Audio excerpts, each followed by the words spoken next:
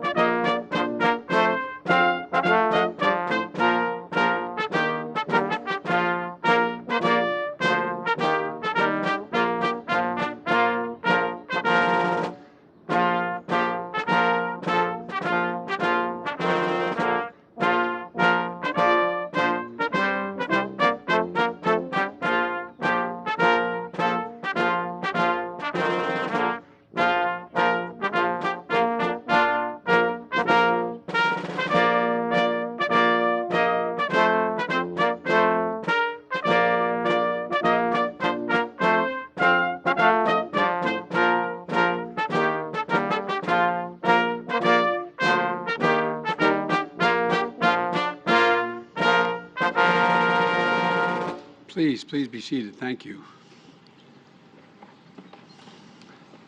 It's not only a beautiful day, this is, in my view and the view of my team, a momentous day. It's a very, very good day.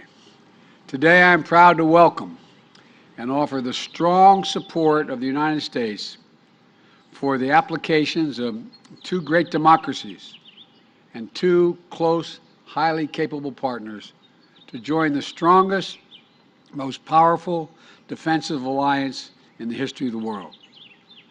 Two proud, independent countries exercising the sovereign right all states possess to decide their own security. President Niinistö, you are, and Prime Minister Andersson, it's a great honor to have both of you here at the White House as Finland and Sweden began the process of joining NATO. It was out of the wreckage of World War II that NATO was formed. And in 7 decades that followed, NATO has proved itself an indispensable alliance, committed to a Europe whole, free, and at peace. But in recent years, doubts began to arise. Was NATO still relevant? Was it still effective? Is it still needed in the 21st century world?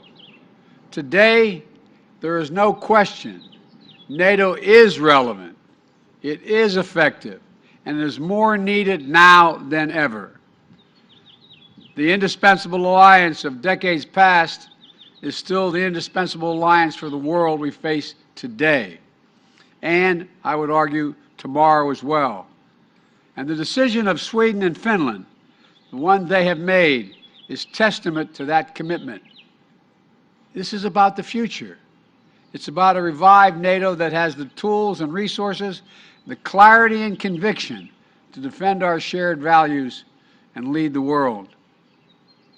Sweden and Finland are already among our closest partners on a range of issues, from strengthening peace and stability, to advancing human rights, to taking on the climate crisis and addressing food insecurity, from strengthening the global health to promoting development. Finnish and Swedish troops have already served shoulder to shoulder with U.S. and NATO forces in Kosovo, in Afghanistan, and in Iraq. And both Finland and Sweden are already working in coordination with the United States and our other allies and partners to support the brave people of Ukraine as they defend their freedom against Russia's invasion. Sweden and Finland have strong democratic institutions, strong militaries, and strong and transparent economies, and a strong moral sense of what is right. They meet every NATO requirement, and then some. And having 2 new NATO members in the High North will enhance the security of our alliance and deepen our security cooperation across the board. Today, The President, the Prime Minister, and I had a very good discussion about NATO accession, about the war in Ukraine, and strengthening transatlantic security. But our conversations began well before today. President Niinistö and I spoke last December, and again in January, and the weeks leading up to Russia's unjust and unprovoked assault on Ukraine. In March, the President came to the White House to see me, to discuss this brutal conflict and the rupture it's causing in Europe. While we were in the Oval Office together, we picked up the phone and we called the Prime Minister, and the three of us all spoke. And we spoke again last week when I invited them to come to the White House today.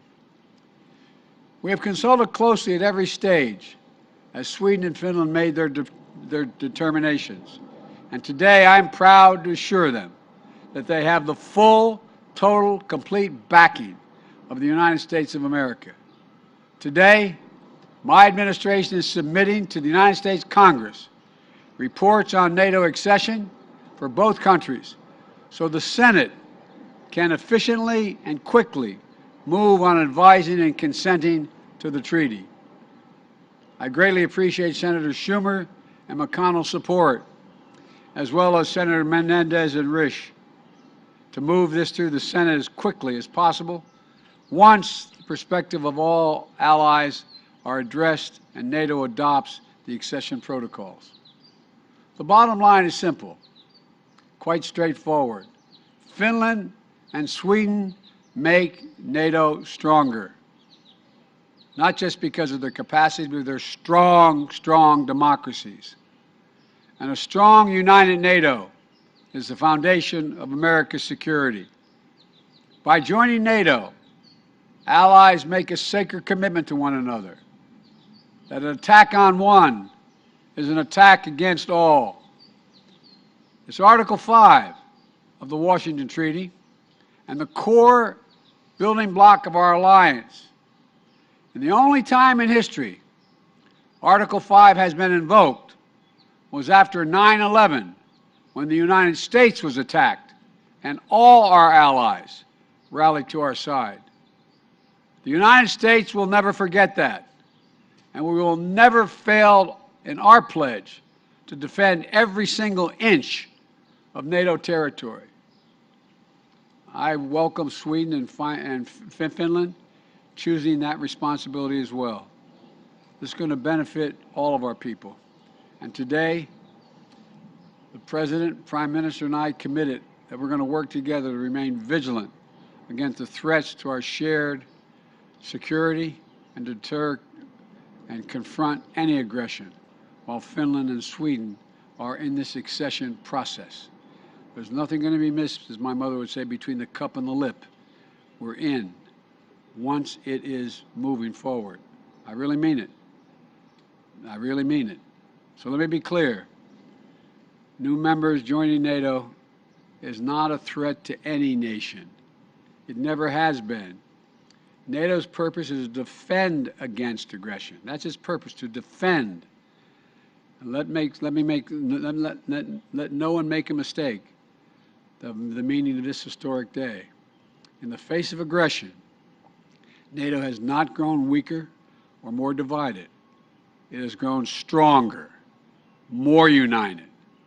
With Finland and Sweden's decision to request membership in NATO, it'll be enhanced for all time.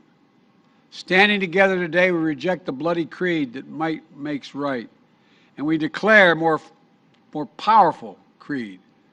All for one and one for all. Because what NATO makes strong isn't just our enormous military capacity, but our commitment to each other, to its values. NATO is an alliance of choice, not coercion.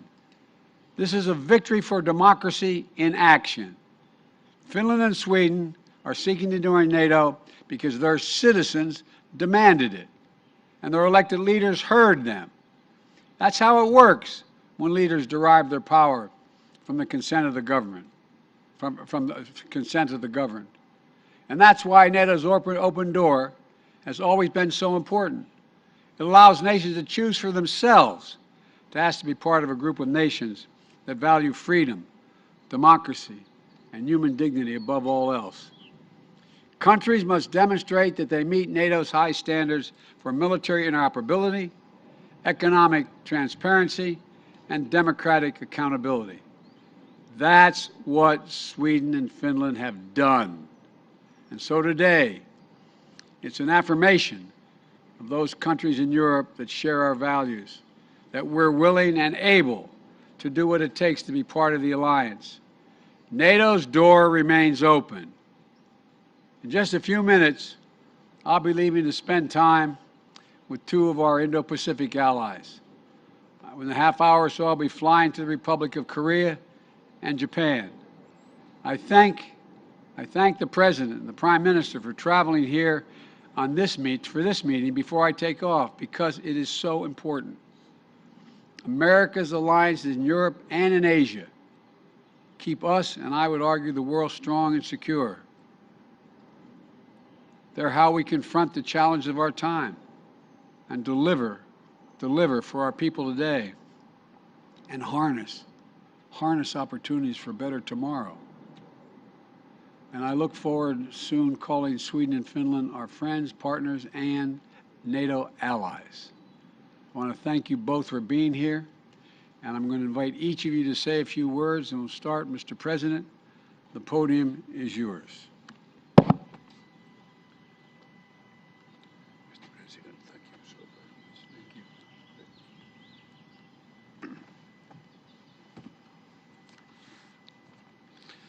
Mr. President, it is with great pleasure and honor to be standing here today with you, together with the Swedish Prime Minister Magdalena Andersson. We are here for a very good reason. Together we are taking a historic step by seeking to join the North Atlantic Treaty Organization. Finland has made its decision after a rapid but a very thorough process. The process has once again revealed the strength of Finnish democracy. Starting from the strong public support, the decision was made with an overwhelming parliamentary majority, and it also enjoys huge, strong popular support. I want to thank you, Mr. President, for your steadfast support throughout this process. In early March, I visited White House, and you encouraged us to go further. That was of vital importance to our process. Your statement yesterday and our trilateral meeting today are a testimony of enduring commitment the United States has made to European and transatlantic security. I want to assure that Finland will become a strong NATO ally. We take our security very seriously. The Finnish armed forces are one of the strongest in Europe. We have also consistently invested in developing our capabilities. The Finns' willingness to defend their country is one of the highest in the whole world. We are ready to contribute to the security of the whole alliance, making the commitment to mutual security guarantees that being a NATO ally entails. Now that we have taken this first decisive step, it is time for NATO allies to weigh in. We hope for strong support from all allies and for a swift ratification of our membership once it's agreed. I believe that the United States can set a crucially important example to others. The Turkish leadership has recently expressed concerns about our membership application. I want to address these concerns today. Finland has always had broad and good bilateral relations to Turkey. As NATO allies, we will commit to Turkey's security just as Turkey will commit to our security. We take terrorism seriously, we condemn terrorism in all its forms, and we are actively engaged in combating it. We are open to discussing all the concerns Turkey may have concerning our membership in an open and constructive manner. These discussions have already taken place and they will continue in the next days. 24th February, I said that the masks have fallen and we see only the cold faces of war. Russia's war in Ukraine has changed Europe and our security environment. Finland takes the step of NATO membership in order to strengthen not only its own security, but also in order to strengthen wider transatlantic security. This is not away from anybody. Like you, Mr. President, said, NATO is protective, defending, not a threat to anybody. At the same time, we must not forget that at this very moment, the brave people of Ukraine are fighting not only for their own freedom and democracy, but for our common security. Finland, together with the EU and the United States, stands firmly behind Ukraine. So, Mr. President, once again, I want to thank you for making history with us. Thank you. Thank you.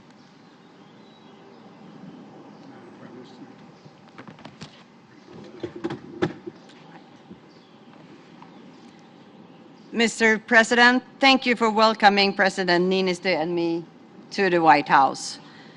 The bonds between Sweden and the United States, they are strong and long-standing. And as you know, Swedes first set foot in your home state of Delaware in 1638. And we were one of the first countries to recognize the United States as an independent nation in 1783. And since then, our countries have developed a deep and long-standing friendship through family ties, trade, and mutual interests. And I personally is very much one part of this. But most of all, our shared values and beliefs in democracy and freedom. Values and beliefs that are now being put to the test. And today, the situation in Ukraine reminds us of the darkest days of European history. And I must say that during dark times, it is great to be among close friends. And over these past months, we have shown transatlantic unity and strength at its best. Together, we have responded forcefully to Russia's aggression and provided unprecedented support to Ukraine. We have not flinched.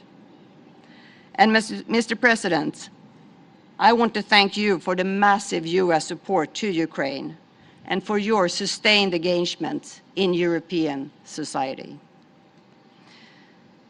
President Niinistö and I have come here at a historic moment for our countries. And for Sweden, after 200 years of military non-alignment, Sweden has chosen a new path. Yesterday, Sweden and Finland submitted our formal requests to join NATO. And Russia's full-scale aggression against a sovereign and democratic neighbor, that was a watershed moment for Sweden. And my government has come to the conclusion that the security of the Swedish people will be best protected within the NATO alliance. And this is backed by very broad support in the Swedish parliament. And with Sweden and Finland as members, NATO will also be stronger. We are security providers with sophisticated defense capabilities, and we are champions of freedom, democracy, and human rights. We have a long tradition of extensive military cooperation with NATO, including all missions. And we are right now ramping up our defense spending, and we will reach 2% of GDP as soon as practically possible.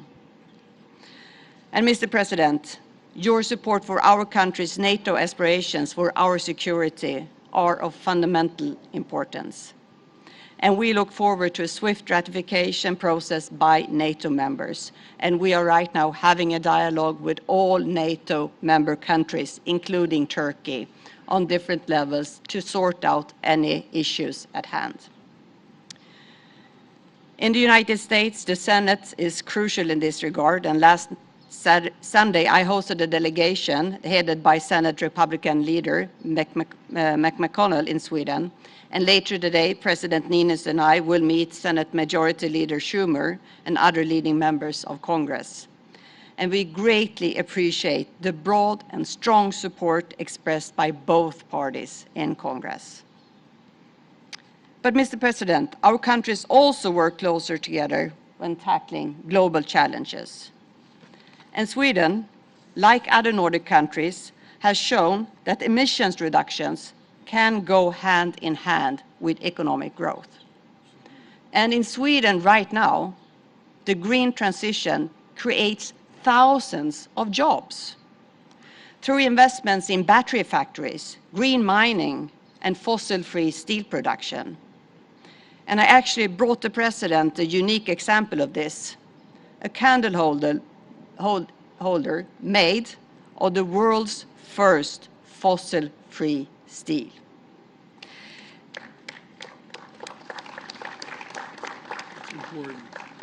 And what we see in Sweden right now is that previously neglected areas are no longer struggling with unemployment or depopulation, but how to build housing, infrastructure, and schools quick enough to meet up with the expansion.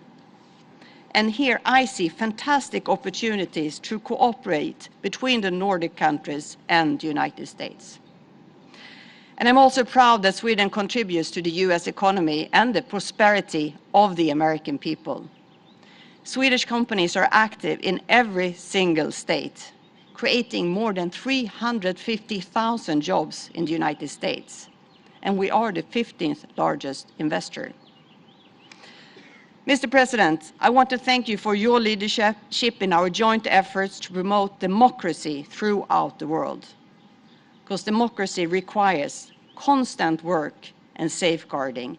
We have to win every new generation. And let me conclude where I started. Peace and stability in our part of the world is a common security interest for us, for you, and for the rest of Europe. And we stand here today more united than ever, and we are committed to strengthening our bonds even further. And Sweden is prepared to shoulder its responsibility as an ally in the North Atlantic Treaty Organization.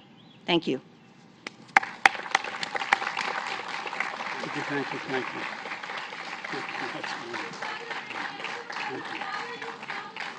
Who might be worried right now during this vulnerable transition? Mr. President, do you plan on speaking to President Erdogan? What can you offer? As part of this process?